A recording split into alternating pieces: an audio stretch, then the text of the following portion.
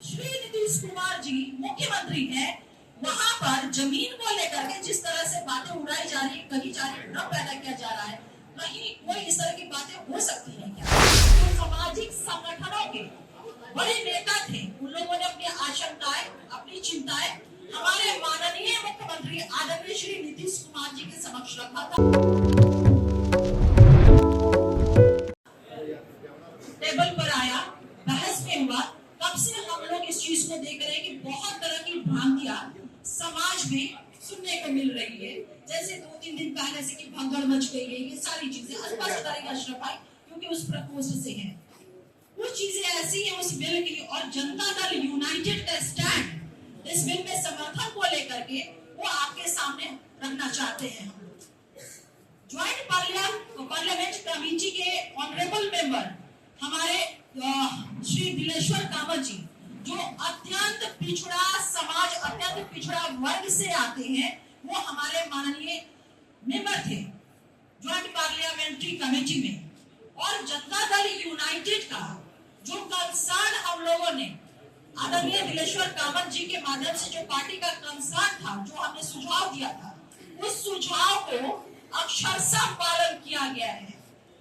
और हमारा जो कंसर्न था जेपीसी के समक्ष जो रखा था हम लोगों ने, वो था कि जो सामाजिक संगठनों के बड़े नेता थे, उन लोगों ने अपनी आशंकाएं, अपनी चिंताएं हमारे माननीय मुख्यमंत्री आदरणीय श्री नीतीश कुमार जी के समक्ष रखा था। और उन्हीं आशंकाओं और चिंताओं को हम लोगों ने जेपीसी के समक्ष हम लोगों ने रखने का काम किया था। जो हमारा सजेशन था, सजेशन भी कह सकते हैं और शर्त भी कह सकते हैं, अगर इसको दूसरे वे में कहें, हमारे सारे सजेशन को मान लिया गया था। 5 सुझाव हम लोगों ने दिया था जेपीसी के समक्ष, और वो 5 सुझाव बिल में, इनकॉर्पोरेट बिल में उसको लाया गया। तो हमारी पार्टी ने समर्थन दिया। पहला जो हमारा सुझाव था, जमीन राज्य का मामला है, लैंड स्टेट मैटर है, और इसलिए कानून में भी यह प्राथमिकता बरकरार रहेगी।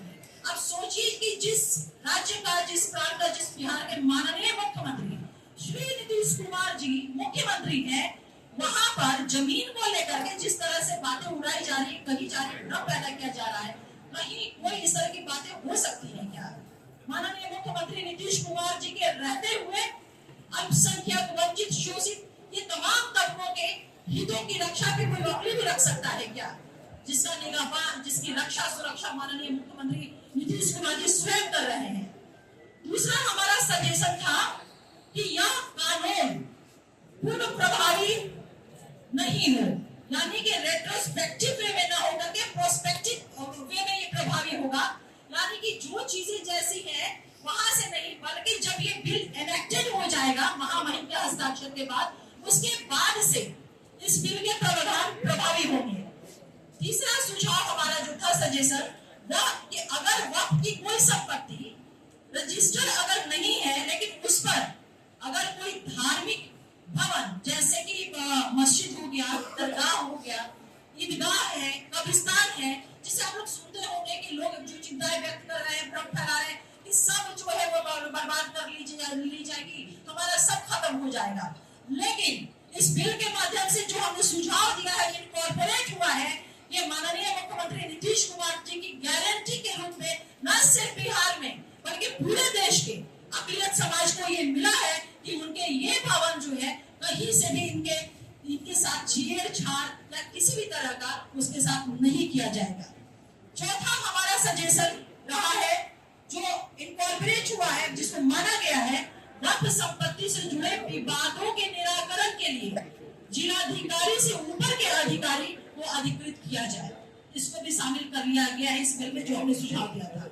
पांचवा हमारा सुझाव और अंतिम सुझाव कि वक्फ बोर्ड की संपत्ति के डिजिटलाइजेशन के लिए, जिसको आप बोलचाल की भाषा में हम लोग कह रहे हैं कि पोर्टल पे रजिस्ट्रेशन की बात कर रहे हैं, तो उसके लिए 6 महीने का जो समय बिल में था, हम लोगों ने इस चीज को सुझाव दिया था कि इस समय सीमा को बढ़ाई जाए, और हमारे इस सुझाव को मान लिया गया।